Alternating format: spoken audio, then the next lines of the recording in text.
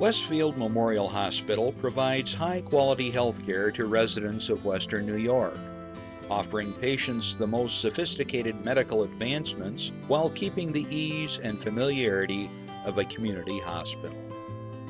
Support for Chautauqua Sunrise has been provided by WRFA 107.9 FM, Jamestown's public radio station, streaming online 24/7 at WRFALP.com. Low power to the people. Meter's Restaurant, a family tradition for over 50 years in downtown Ripley, is a proud supporter of Chautauqua Sunrise. Meter's provides all-day dining, banquet services, and custom catering, specializing in pie. Funding for Chautauqua Sunrise is provided in part by the County of Chautauqua Industrial Development Agency, with offices in Jamestown and Dunkirk, helping businesses to prosper throughout Chautauqua County. For more information on how the CCIDA can assist your business, visit choosechq.com. From supporting people with disabilities to enjoy great lives to providing health care services that are available to anyone, the Resource Center has been improving our county for more than 60 years. Learn more about how the Resource Center makes a positive difference in people's lives. The Hofbrauhaus in downtown Buffalo invites all our friends from Chautauqua County to experience craft beer, Bavarian food, and live entertainment. Check us out on our Facebook page and website for family-friendly events throughout the year. From the Access Chautauqua Studios in Mayville, it's Chautauqua Sunrise. Chautauqua Sunrise is hosted by Doc Hamels and supported by the award-winning volunteers at Access Chautauqua.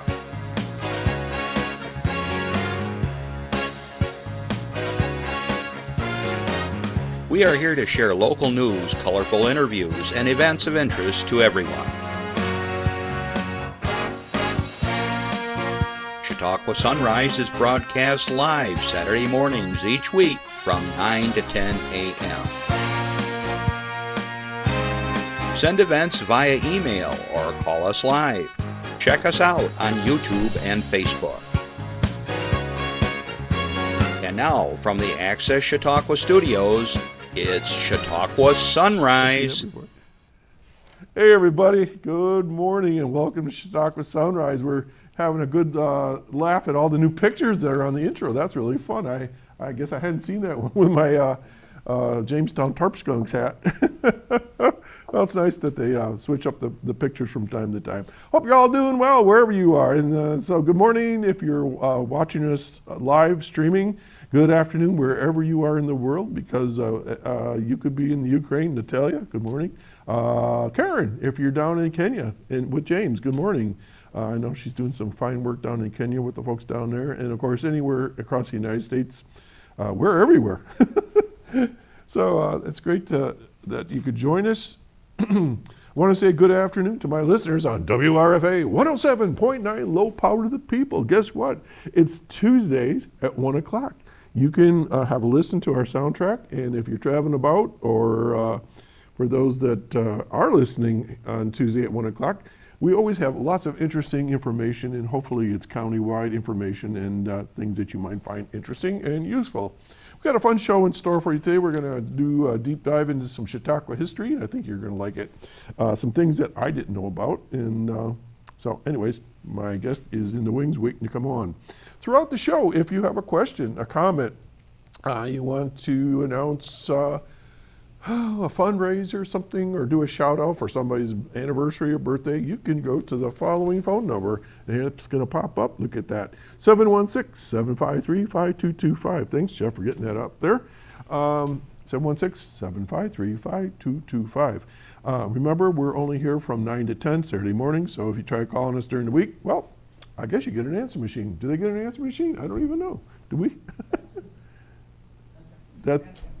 Chris, do they get a answer machine during the week?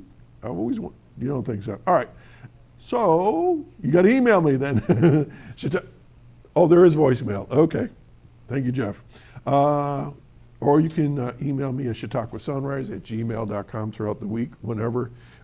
We have lots of announcements always to share with you, and they're usually community things. It's always a pleasure to share that with you, because that's what we're all about here, Chautauqua County. All right, so let's get into some opening comments I have here. All right, above my shoulder, I don't know which one it is. I'm going to see, I have to point because everything's backwards to me. It's over my left shoulder.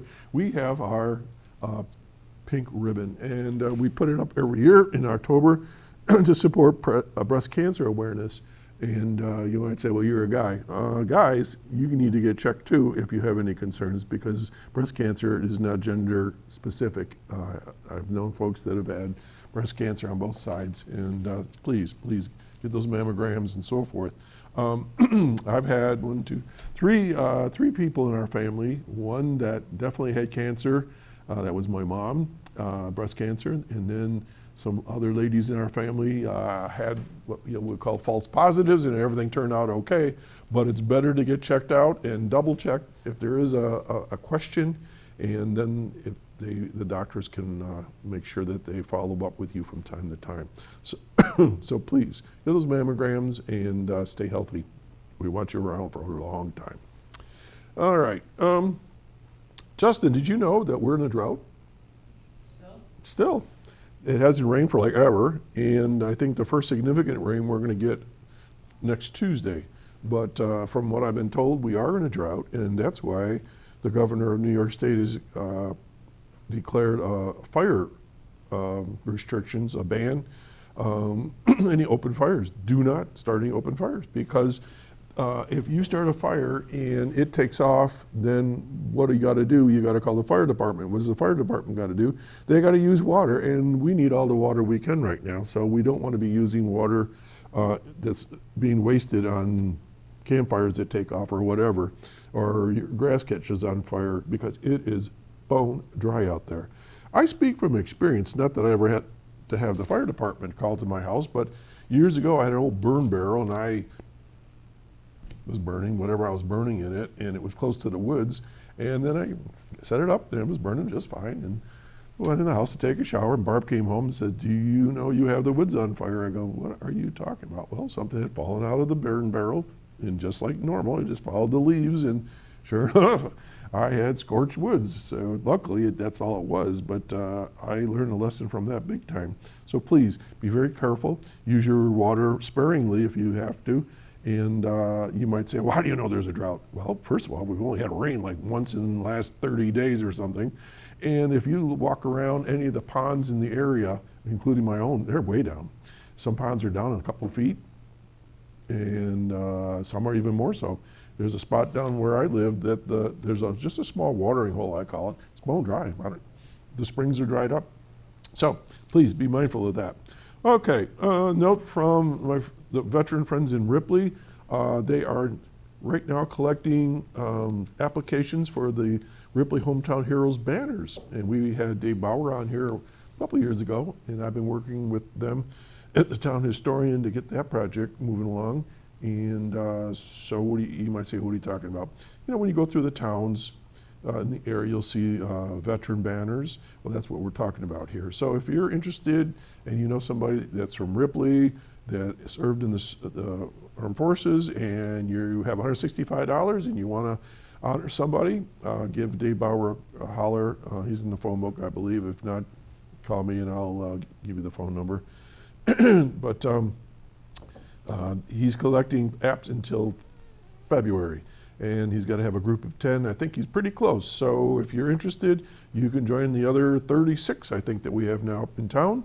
And this will be the third batch. So Hometown Heroes in Ripley, Dave Bauer with the veterans group there. Okay, I don't know how it was for you driving in today, but the sun was unbelievably gorgeous, and it was truly a Chautauqua sunrise. The weather's been phenomenal, dry, as I already noted, but we're very fortunate living where we are, and the fall colors are really starting to come through. So it's a great place to be right now, and there's a lot of fishing going on, and fall festivals, and just lots of fun things going on here in Chautauqua County. And then finally, I think you may have noted that we have a new underwriter in the introductions, and I want to welcome the folks from the Opera House in Buffalo. They are going to be supporting our show from here on out, and they are presently having an Oktoberfest, and I didn't realize Oktoberfest started in September. what do I know? And it's been running right straight through, and they have lots of fun things going on there. My brother's involved with the Opera House, and I never knew there was such a thing. Beer stein holding competition. They get a stein full of beer. I don't know, he'll probably get mad at me. I forget how many ounces it's got to be. Let's say 20 ounces just for the heck of it, because it's a beer stein, big one. And you have to hold it out straight, and my brother's a judge, and they have national competition of who can hold that beer stein out the longest. And so the Opera House has been doing some fun things like that. And then other kinds of things. They have live music. And then coming up in November, we're going to be going up there. That's the plan right now. And you've heard us talk about their Christmas market. That's going to be coming up in November and December. And Bob and Ed have been on the show last couple of years, but this time we're going to go up and do a little filming and then show it to you. Because you might say, why are you going up there? Because it's a cool place. It's one of a kind. There's nothing like that in our area. And I think you might enjoy venturing out and see what a Christmas market is like. I've been to a couple up in Germany myself and my wife and family over the years, and it's just a very festive thing. It's uplifting, and there's just neat things going on, and we'll talk about that later. So anyways, I want to welcome the Opera House from Buffalo as one of our underwriters. Okay, so let's get to some announcements and then my guest. All right, this is from our friends at Infinity. They're letting us know that they have registration for the new year. So if you know a young person or older person even that's interested in signing up for classes in music, dance, art, oh my gosh, all kinds of different programming within the arts, give them a call at 664-0991 and talk with the folks over there. They are on our show just about every year, once or twice. I can't say enough about this program. They bring young kids up through. It gives them self-confidence. It taps their creativity, and in many cases, they've gone on to bigger and larger pastures as far as their skill levels and so forth. So it's a great program. And also, I don't think we have a slide for this, so let me make sure I got this right. Here we go. This is one of those mark your calendar things for the Infinity, and I'm just going to give you the dates. They're going to have December 13th for their holiday art market. Maybe we've talked about this already. And so I think we did last week. So there's things going on from 10 to 4 that day, December 13th, mark your calendar, so you can go and see local artists, products, and so forth. And then the Pearl City Clay House is going to have a bunch of things going on as well. So I think we'll hang on to that, and we'll be talking more about the holiday art market. But right now, you are informed that if you know somebody that wants to sign up for Infinity, check it out. All right, so let's go on to 16. The Labyrinth Press Company in Pearl City Clay House brings wizarding magic to Potter's Alley Week. Magic is in the air this October in downtown Jamestown. Labyrinth Press Company is hosting Potter's Alley Week from October 5 through the 11th. So that's this coming week. A Harry Potter-inspired celebration filled with themed events. Justin, this is all for you. Community fun and plenty of surprises. The week also highlights Potter's Gallery, the outdoor gallery of local art located in historic Potter's Alley, for which it was named. As part of the festivities, Pearl City Clay House is inviting fans and friends to create their own wizarding, that's hard to say, keepsake with a paint your own Potter mug. Experience that situation. Guests can choose a house stencil, design their mug in true Hogwarts style, Justin, to glaze it with their own touch of magic. Once fired, each mug will be ready to become a favorite for butterbeer, tea, or coffee.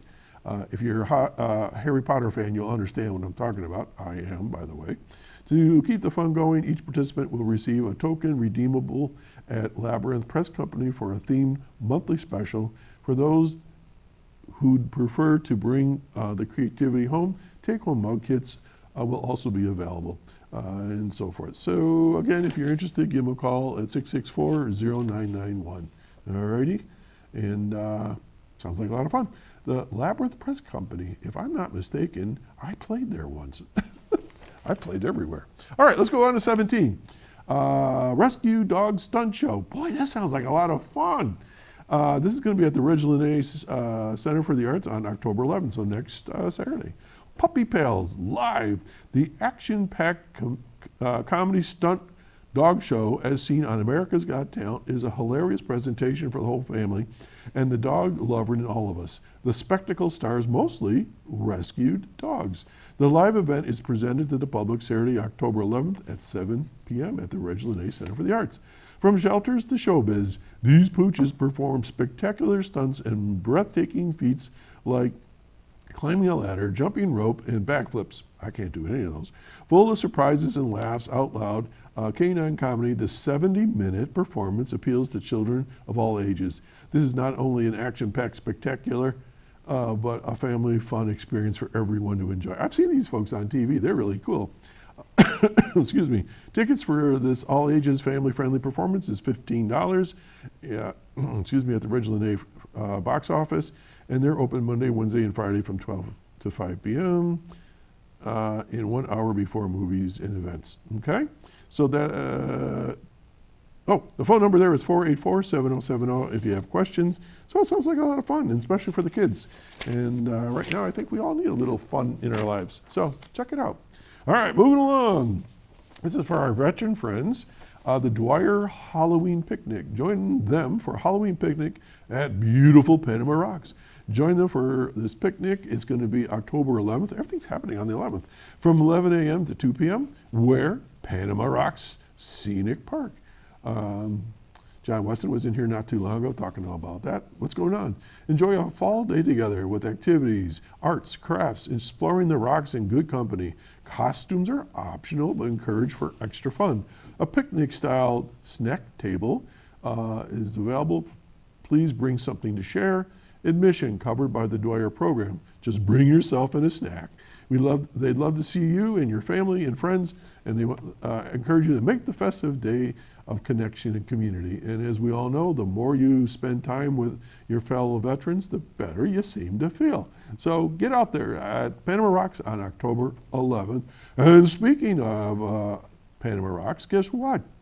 This weekend, okay, today and tomorrow, from 10 to 5, over Panama Rocks, which is on Rock Hill Road in Panama. It's the Panama Rocks Foliage Festival, and it features art and craft show, music, food, fall and Halloween entertainment. Enjoy over, listen to this, 80 vendors, amazing fall views, and fun fall activities. The trees really are turning. The hours are from 10 to 5, as I said, today and tomorrow. Admission to the Foliage Festival is free. Admission to the Panama Rocks Scenic Area is the normal daily rate. Street parking is free if available, and field parking is $5 per vehicle. So you go to the festival, it's free, but if you want to go into the rocks, you got to pay the daily rate. Gotcha. And parking's $5. Art and craft show and farmers market, shop 80 vendors at the craft show and arts and farmers market. Enjoy demonstrations such as chainsaw carving by Lisa Barr, blacksmithing by John Stowe, glass blowing by Grant Robinson of Liquid Monkey, rocket stoves by Paul Giacchino from Paul's Rocket Stoves, and quilting by the Harmony Historic Society. Oh boy, you got music, let's see here, Davis and Eng, friends of mine, Drew and Lena, and more music to be announced. So get there, they're gonna have things going on. You got face painting, trick or treating, let's see, you can stuff your own animal friend, and pumpkin painting, and just all kinds of stuff. So anyways, if you're interested, get over there at Panama Rocks today from 10 a.m. to 5 p.m. right after the show is done. Okay, let's see, where am I going next? Okay, let's see. Then there's One Laugh at a Time National Comedy Center Memory Cafe. This is a very interesting program I've been talking about lately. The event is all about the following. Caring for someone with memory loss takes strength, and sometimes a shared laugh can make all the difference. That's why the National Comedy Center hosts a free dementia, Alzheimer's, and other memory-related conditions along with their caregivers, family members, and care partners.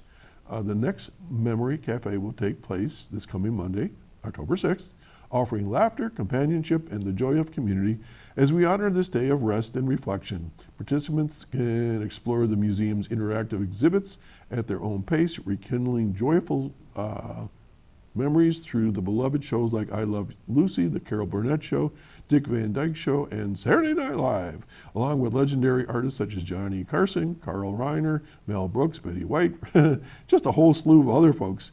Okay, so when is it? It's Monday, October 6th. You check in at 10 a.m. Just to kind of hang around. It's 11 a.m. Enjoy fresh refreshments and great company and a fun, engaging program, and it's free. Where is it again? The National Comedy Center, 203 West 2nd Street in Jamestown. Hey, if you want to know more information, call them at 484-2222. Okay? And then finally, I think this is finally, just a reminder that next week is the first annual Western New York Writers Conference. Thanks, Jeff. And it's going to be from 8:30 to 6 p.m. at the Lakeshore Center for the Arts in Westfield. And Mary Ellen Humphrey was here last week talking all about it, so you can refer back to the show last week. But they're going to have guest speakers, and if you're a writer, you can bring your books. If you're not a published author, you can learn about some new skills and make some connections. And also, they're going to have some prizes, and she calls it swag. And lunch is provided, $79 for a non-member, $59 for members of Lakeshore Center for the Arts. So I think it's a great opportunity to, whether you're a budding writer or a polished writer, get out there and connect with the first annual Western New York Writers Conference, October 11th at Lakeshore Center for the Arts in Westfield. Okay, we're going to take a little breather, so stay tuned and we'll be right back. Is getting vaccinated on your to-do list? We can help you check it off because we make getting vaccinated easy. You've got this because we've got you. To learn more, visit yougotthis.usaging.org. So my email now works. Unbelievable. Chris Bird is my hero. You might say, what are you talking about? I have had trouble with my email on my phone, and he just figured it out just right here in the studio. The man is like a legend in his own time. I will tell you who it was, the server company, wherever they were in the world, and we worked on this for 3 weeks, and Chris did it in the last 10 minutes. I'm exasperated with technology. That's all I got to say. I want to welcome back Michelle Henry, my friend and fellow historian. Michelle, it's always a pleasure to have you here because we always talk about cool stuff. It's fun to talk about history. History. And you know, I was thinking about this show and history. And I would guess if you were to talk to probably 100 people about their experience in school about history, it wasn't always the most pleasant because of the way it was taught and it was required. And I'm not beating up any history teachers here. I'm just recollecting 50 years ago, 60 years ago when I was in school. All right, I think it's different now, I hope.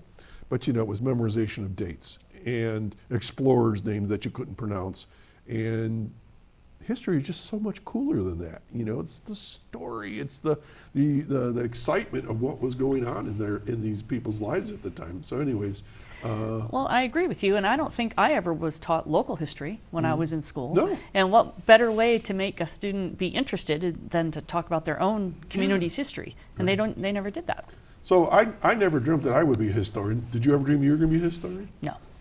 But you have a degree in what? Archaeology, right? Yeah, anthropology. Oh, anthropology. Yeah. You're the only person I actually know that has a degree in anthropology.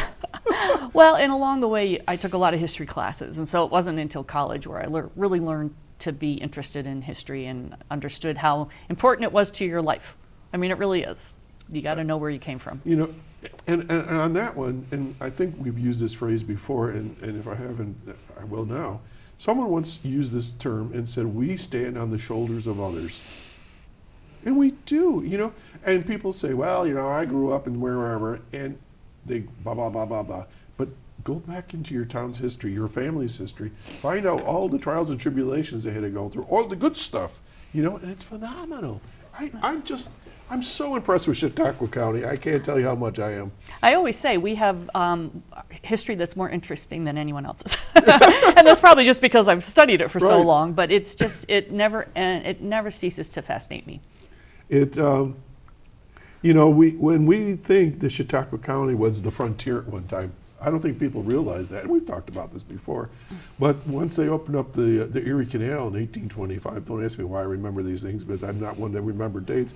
But it just like the cork that just popped the country and flooded the West, right?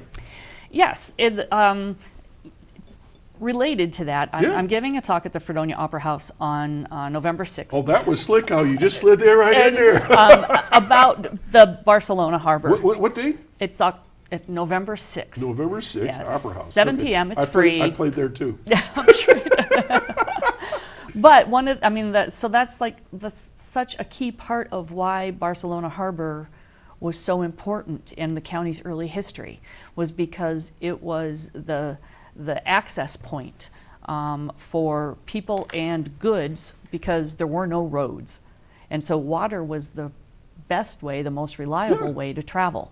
And so, I think we just don't think about what it meant to say we were the frontier, and to understand, there were no roads, there were no bridges. Yeah. So for folks who were trying to come here, once it was open for settlement, how do you come here with a wagon of all of your entire belongings, your life. whole household, when there's no wagon roads? Okay, so let's hold that thought. So I'm going to look at the camera right now, and I'm going to pose this question. And I know I won't get a response, but can you tell me where Barcelona is? Anybody that's watching me right now?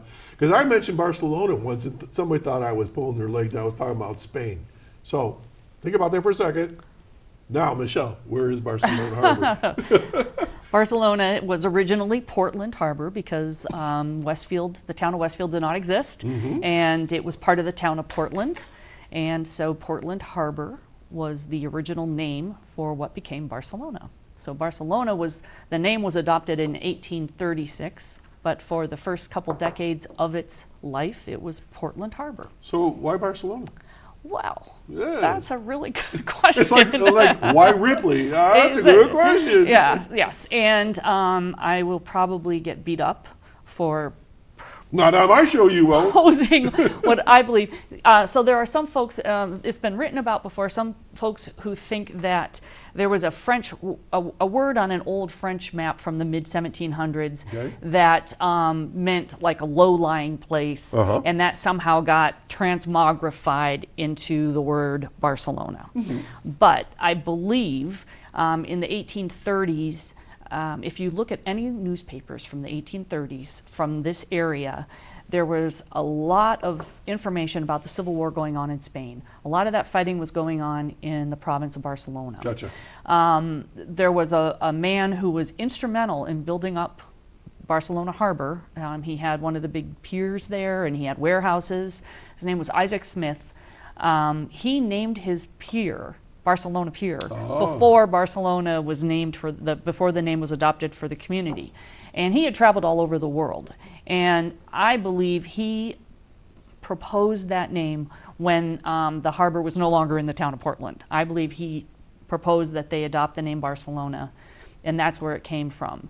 And a lot of communities all over the country were adopting Spanish-sounding names like Villanova. It was in vogue, I guess. It was in style, vogue, yeah. and it was kind of a way to show your support for the war that was going on in Spain. There was an old newspaper article written by a man who gave a lecture on, I love it when people were talking about county history back in the 1830s. Yeah. They only had 15 years of history, but they were... Right.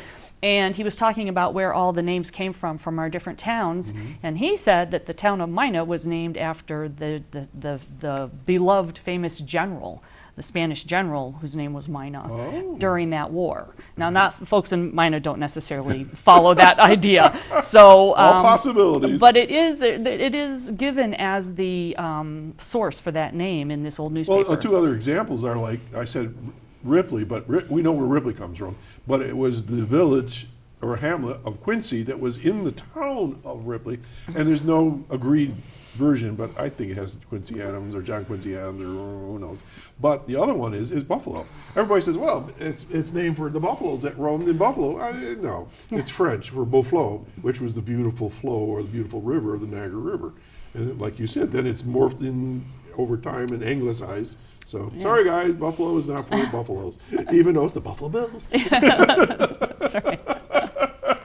So, what have you been up to these days? I know you've been over at the Barcelona Lighthouse area, and I had a wonderful visit there with my friend Rudolph from Germany, and good stuff going on over there. Oh, it's amazing. The tower has been restored, and it's now stabilized, and people can go up it. That's so almost 200 years old, right? Right, almost. in 2029 it'll be 200 years old. So it's really an exciting opportunity because it's also the year that the town of Westfield was established. So I really hope we can do some fun and interesting celebrations. Let's dwell on that just for a moment, because we got lots of time to talk about things here. So people don't realize, I think, that are watching right now, that the Barcelona Lighthouse and the buildings with it are now part of the state parks, right? Yes, yes. So there's 5 state parks in Chautauqua County, and Barcelona Lighthouse property is one of them. And so I'm the research historian for the 5 state parks in the county. So You got all 5? Yeah. You didn't tell me that. You got promoted. Well, I've really kind of started on Barcelona because there's so much interpretation we want to do now that we have a little more space and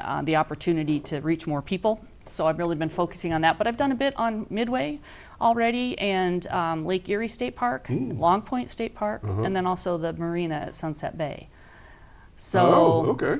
Yeah, and so it's really kind of fun. And you talk about what like, I always say, like, I'm not an expert. I just probably can find an answer if you ask me a question, I mean, you can't know everything about history, but you can certainly use the resources that you are familiar with to find answers. Don't you love it as someone comes up, did you know this? And you go, no. How would I know all these things? Yeah. And so they kind of challenge you once in a while. I'm the first one to say, I don't have all the answers, but I will really try my best to find an answer for you. But so when the Holland Land Company first was surveying Chautauqua County into great lots so that it could be sold for settlers, there were only 3 villages that they plotted on their map of Chautauqua County. Portland's one. Yes. Portland Harbor, So Portland. So Portland Harbor was one of the villages that they plotted. All right. Mayville? Mayville, because it's the county seat. I got 2 out of 3. You're doing good. You're doing good. I'm going to guess Jamestown. I don't know. Irving. What? Because Irving? it was a navigable creek. So Irving was right on Cattaraugus go Creek. again. So it goes back to water again, and I love that. I love that. Who would guess that the places they anticipated there to be the most population, the most settlement, was Irving, Portland Harbor, so neither of those ended up actually growing into the communities they envisioned, and then Mayville, because it had been picked as the county seat by Albany. Is it because it's high? It's in elevation? It seems to be pretty high in elevation to me. I mean, when you drive up to it, it feels like you're going up to the courthouse. It's because it's at the head of Chautauqua Lake. Oh, and water. Yes, that is the theme for the day, is water. Is because Portland Harbor was, recognized as being the shortest distance between the Great Lakes and Chautauqua Lake, and from Chautauqua Lake you could navigate your way all the way to the Gulf of Mexico. Perfect. So but of course people weren't thinking about that at the time, but they were thinking about trading with Pittsburgh, which was growing. So the network of water from Chautauqua Lake, it was funny to think you could go from Montreal to the Gulf of Mexico pretty much by water, except for that little 6-mile strip or 7-mile strip between Mayville and Portland Harbor. Right. So it's pretty amazing. So those are. I'm sitting here and I'm kind of laughing to myself. And you might, why are you laughing to yourself? As you know, I've been a researcher now with Jim McQuiston on Oak Island, and we have our video podcast on YouTube for Oak Island Plus, and we air our shows here. And Jim and I have studied the situation and taken all the mystique out of it, and it boils down to people coming from Europe by boat to trade for beaver pelts and fish. Sounds kind of familiar, right? The fishing harbors, the Great Lakes, and who were these people? They were the French, they were the Scottish, the Irish, the Spanish, and what did they all have? Huge fleets of ships. There you go. Right. And if you come out of the Atlantic, you come up through Nova Scotia, you get up into Quebec, the St. Lawrence. I'm making this up as I go because I don't know how I'm connecting all the dots. But getting to the St. Lawrence, then it goes right down through the United States, right? One way or the other. Right. So especially after the Welland Canal opened, which allowed them to bypass Niagara Falls. Because that was a bit of a snag. It's not the falls, it's when you hit the bottom. That's right. It's that sudden stop that gets to you. Yeah. So, researching Barcelona, and I always want to know the bigger history. And maybe that's part of like the anthropology background. Like, Right. there's never just, things don't happen in a vacuum. So the things that were happening locally were impacted by things that were happening statewide and nationally and across the world. So, doing this research, it's really just been, fascinating to think about, the Great Lakes were, like a new, like nobody really knew how to navigate them, and they weren't well mapped. No. And so, these people, you give them credit because here they were trying to sail boats on this lake, not understanding how dangerous it is, how its shallowness makes it so quick to become deadly, and not having safe harbors. So, the people who came here and dared to navigate it, dared to come by water, were really, risking their lives every time they got on the you water. probably know this figure. I'm going to take a crack at it, but I think I've heard that there's something like 6,000 shipwrecks in the Great Lakes. Is that low number, high number, possible number? That's a possible number. I mean, I know there's a lot along Lake Erie, along the shore here in Chautauqua County. I know quite a few. Oh yeah. So the little section of Lake Erie from Erie to about Barcelona is called the Lake Erie Quadrangle, and that has more shipwrecks than the Bermuda Triangle. There we go. So I knew it was a lot. David Frew from Erie has written many books on Lake Erie and the shipwrecks, and he's got some great maps that show, so many of the shipwrecks, but they're still there because it's fresh water, from what I understand. Yeah, a lot of them At are, least and I the mean, components. now that the lake is so clear because of the zebra mussels, a lot more of them can be seen, and there's a lot of maps that have been produced over the years, and by doing research that. There's different versions and different stories. Oh my gosh, and yes. so, when you're trying to, because a lot of people will come to the lighthouse and they'll ask, like, what shipwrecks are out, right off of the strike. And so you try to, look in the old newspapers or the old accounts, and it'll say, oh, it went off, over, by Erie or by Dunkirk or by Barcelona. And, people didn't always know where it went down. They just know it didn't get where it was going, Right. So... I did some research, and maybe you're familiar with the Helen Strong, 1846, and I actually wrote a song to it, so it's a long story when I was in my Celtic era. But there was about 60 people on that, and it sunk, and they actually had to claw their way up the cliffs, because if anybody ever comes through Ripley in Westfield, there's very few places you can enter other than at Barcelona and that. And so that was just one example of a real live ship, and there was another one that actually burned off the shores of Ripley, but it's more towards State Line, and don't ask me the name of it, but it was, I think, in 1905 or something like that. But yeah, I mean, it's not uncommon because, as you say, the Great Lakes are wicked. Well, and especially Erie. Erie is the most treacherous of all of them because it is so shallow, and because the way it sits, the northwest wind, just comes straight across it, and so the southern shore of it takes the brunt of all those storms. Right.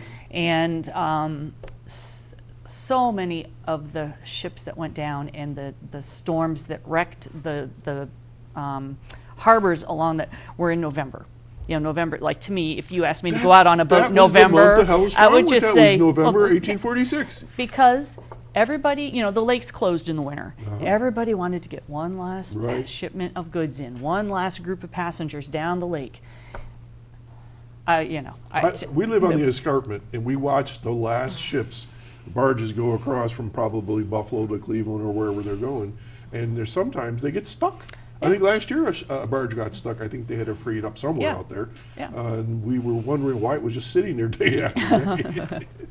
Okay. let's keep going. This is great fun. So as far as the Barcelona Lighthouse and that project, what's going on right now? The lighthouse is open. People can go in. It's free of charge, right? Yes, it's free to come in. It's free to go up in the tower. I think now because the summer season is over, the tower is only open on the weekends. Sure. But the Keeper's Cottage is open. You can come in. There's a little museum in there. It's really cool. Yeah, so that first phase of the project was done. Now they're working on reinforcing the bank behind the lighthouse, and they're doing a tremendous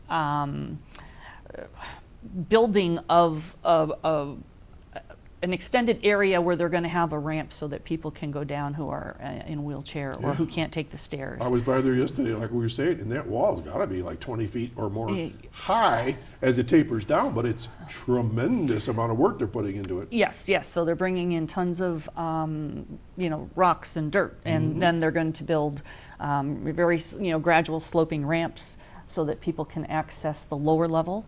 And then there will be some future improvements down there. So it's really nice to know that that area will be available to the public. And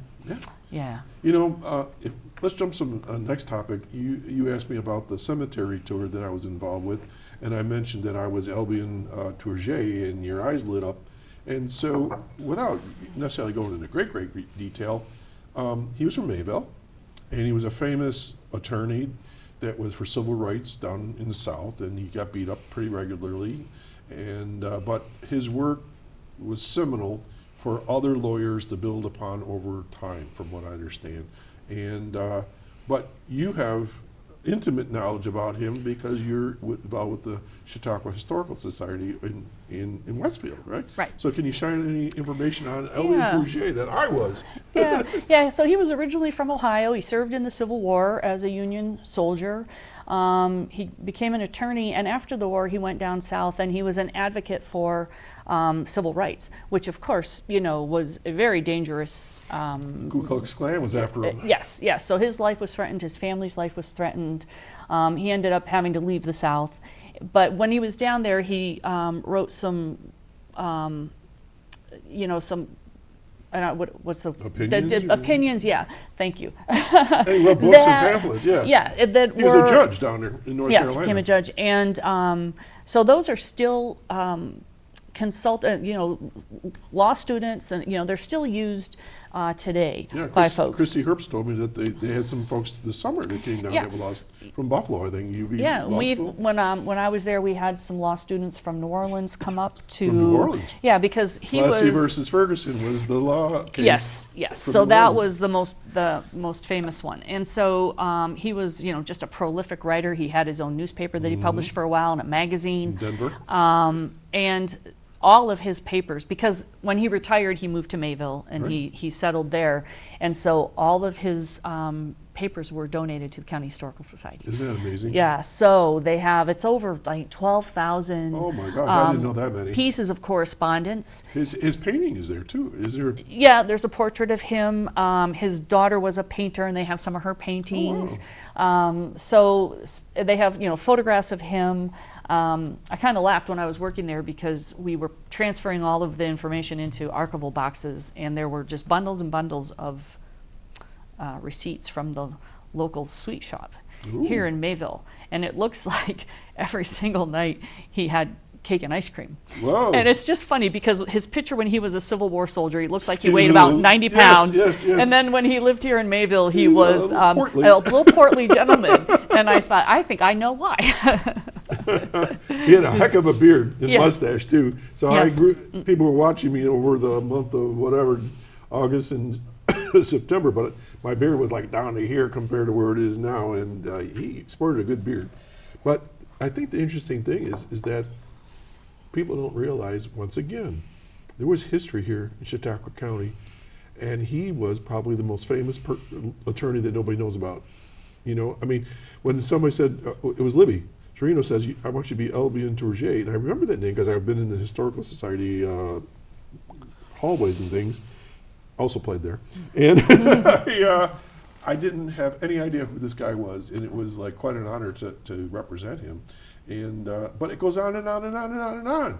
All the folks that we have here in Chautauqua County, there's just people that were in the state senate, we have people that were state congressmen and assemblymen and probably senators for all I know. Just lots of famous people. Yeah, and I like including them when I talk about county history, because everybody's heard of the William Seward, Right. and The Prendergasts and things. Horace Greeley.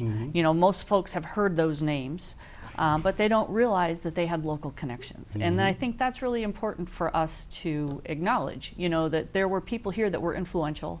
There were people here that had national importance, or there were people that with national importance who came here for various reasons. Right. And I think that just kind of adds to people's appreciation for what our history is. Right. Because, And sadly, a lot of those remnants of those gentle people, men and women, are gone.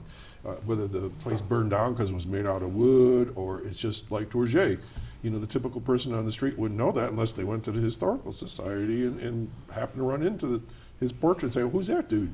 Or you go down the street in Mayville here at 394 and there's a historical marker and his house still stands there. It's a beautiful Italian style home. Yes. So, you really got to poke around a little bit, but it's such a rich area. yes. So now you got a story that you said, well, let's talk about this, and I wasn't exactly familiar with. So I'm going to introduce the name and see if I got it right. Joseph Damon. Yeah, and I guess when you asked me to come on the show, and I thought, well, it's October. Yeah. People love a good ghost story, and Joseph Damon is the last man in New York State to be publicly hung. The last man in New York State, and that happened here in Mayville. That's not a very good honor. Well, My grandpa was the last guy hung there. yeah. So it's a sad story. He murdered his wife in 1834. Where did he live? In Pomfret. He and his That's Fredonia. Yes, Fredonia, Okay. yeah, the town of Pomfret. Yeah. He and his brothers had a stone quarry, and so they were stone cutters, and they made gravestones. It's one of the things that they did. So, How convenient. yeah. Jeez. So he hit her with a fireplace poker, crushed her skull, broke her arm, and he didn't run away. He was just standing over her body, holding the fireplace poker, when his brothers heard the screams and came running in, and he claimed he had no memory of it. He claimed like he was just out of it, and it was probably like one of the first times anyone used a defense of temporary insanity. Okay, let's hold that thought and keep people on the edge of their seats because we have a phone call. Oh, okay. So we'll find out how the story ends. Good morning, caller. Hey, good morning. Good morning. Jim Kurtz here. Hey, Jim. How are you? I'm blessed. How are you? Same. What's up? Hey, I think I have an answer for you why Tourget was so skinny. Okay.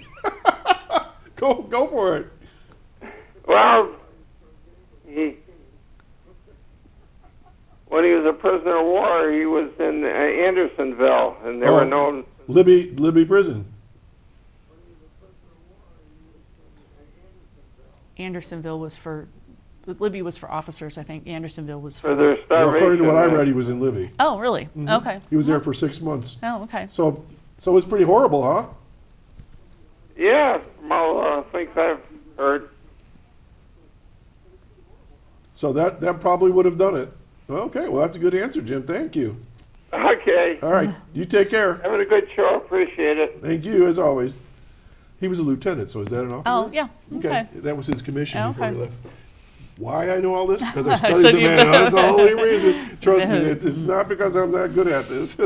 All right, so Joseph Damon kills his wife, and he says, I don't remember it, and you said this is the first time it was ever Yeah, used. like for here, it was the first known murder in the county too. So a lot of publicity. And what year is this? 1834. Holy so cow, we're really quite young. We were We're a about young 30 years county. old, Yeah. in that range. So so he was, he had a trial, and of course at that time period, there were no recorders, no way to for the public to know what was going on.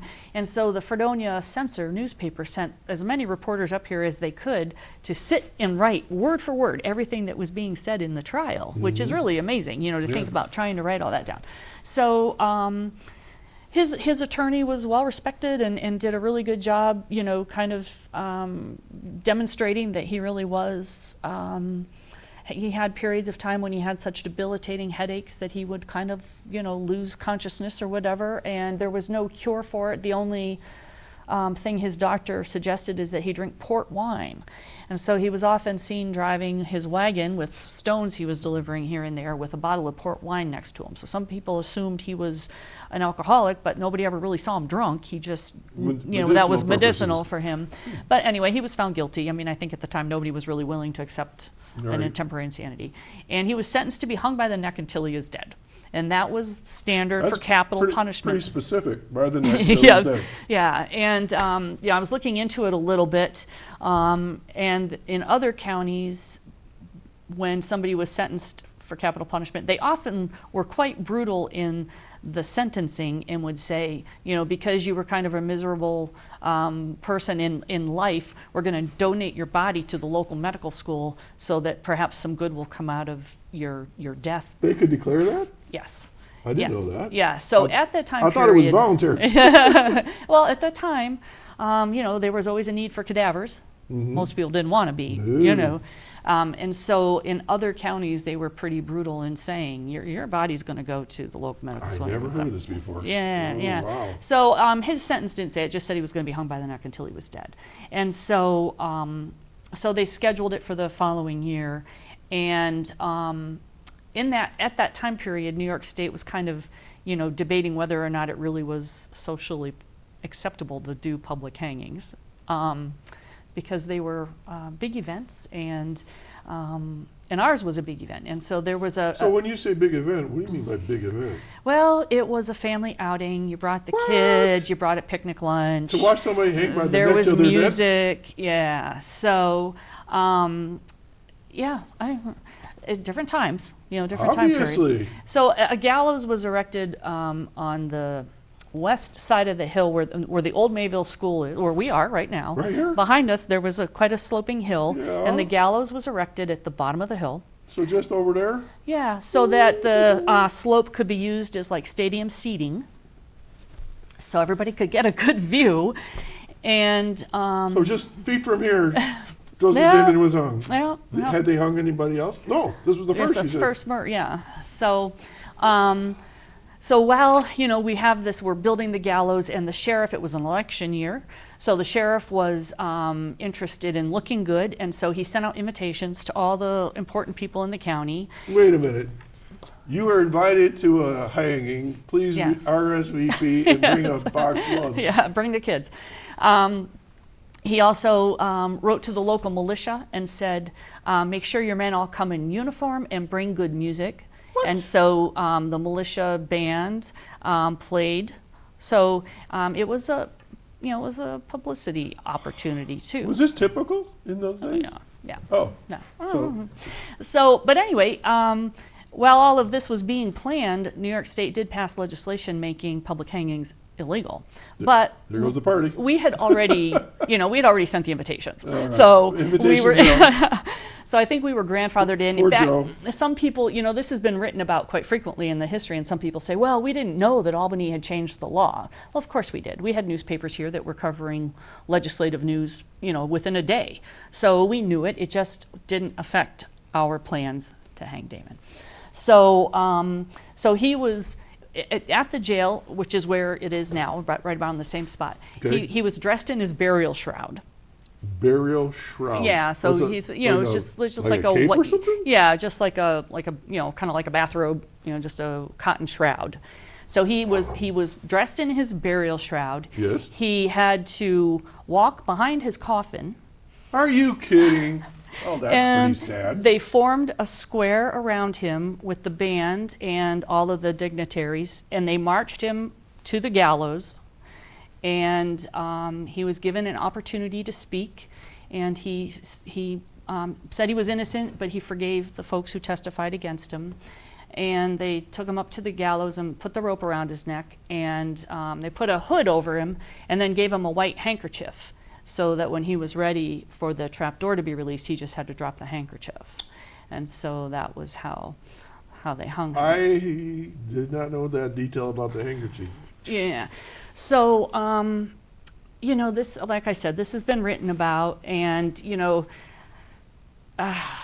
things, the story changes over time. I think we all know that. Things that get written in later years don't always have all the facts right.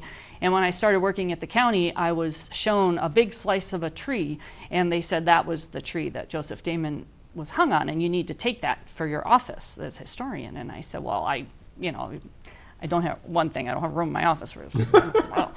And I said, how do you know that was the tree? And they said, well, when I was hired here 30 years ago, that was what I was told. Oh, so that's what kind of led me to have to try to find like what can we really verify, and luckily fortunately, whatever you want to say, the man who was the district attorney who prosecuted Damon wrote a history in 1843.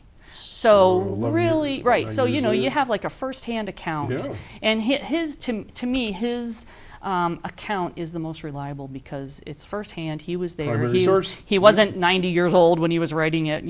Decades later, he was still in his prime. So that to me is the most reliable source, and of course he talks about there being a gallows, and so. So he was hung till he died, and then what happened to the body? Well, there's once again. I want to know. There's lots of stories about what was done. So apparently he was buried in Fredonia, and his brother sat in a bar across the street for like 3 nights just to make sure that nobody, because they were quite sure somebody was going to snatch his body. What did he do with his body? Doctors were always looking for cadavers. Well, because you said that they were going to send his body. Yeah, so I mean, there was the likelihood that he could have been sent, but that wasn't stated. But so one of the stories is that his body was taken, and apparently, this is really morbid too. But it's a different time period. His wife's skull and arm bone were brought to the trial. No, they weren't. No, they. To use in evidence, but the judge thought it was a little too gruesome. Little too much to over show. the top. Yeah. Thank you. So, but there is an account I found in the newspapers later that somebody had taken those to the county fair to have in the history display. So in like Floral Hall, they do these displays of different antiques, and so somebody said that those. P.T. Barnum. Yeah. Yeah, but there was a doctor in Westfield who, and doctors' offices had skeletons, and those back in those days they weren't synthetic; they were real skeletons. And one of the doctors on Main Street used to scare children by offering them a chance to come and shake Joseph Damon's hand. So he claimed that his office skeleton was Joseph Damon. So could have been a story. Could be. Well, I got good news and bad news. I got the Jamestown Paranormal Group coming in a couple weeks. So the bad news, Joe, if you're around, you might want to leave. Because what the heck? It's great fodder for a ghost story, Great isn't it? story. Oh, my God. I was fine until you talked about the wife's skull and arm being on display. Oh, man. Okay, but there's all kinds of wild stories out there. And like you said, you really got to do due diligence and research these things because grandpas make up stories that to scare their kids or whatever, or uncles or whatever, or bar talk, and so it's a lot of fun. Absolutely. Well, Michelle, we're just about out of time, so thanks so much. It's been so much fun. I'd love to come back again. Let's get another good story. But good luck on your talk again on November 6th at the Fredonia Opera House. Yes. Is there going to be other folks talking? Or yeah, it's just me that night. There's a whole series of history lectures at the Opera House in the fall, and there's another one in the spring. So great opportunity to learn local history. It is a wonderful venue. Yes. I stood on the stage, and the lights came on, and you cannot see the audience. I actually went to the edge of the audience and said, "Is anybody out there? I couldn't see." Yeah. It's just so nice there. It's really cool. Well, good. It is. Well, good luck to you. Thanks. All right, folks. Well, I think we're just about out of time. I hope you enjoyed today's show. Remember, it's Breast Cancer Awareness Month. Get those mammograms. We are going to continue to have some fun shows throughout the month. And, and by the way, they're going to be contacting you about your health insurance. Get used to it. It's that time of year. All right. Have a great weekend, everybody. And we'll see you next week right here on XS Chautauqua Spectrum 1301. Bye-bye now. Take care. Hi.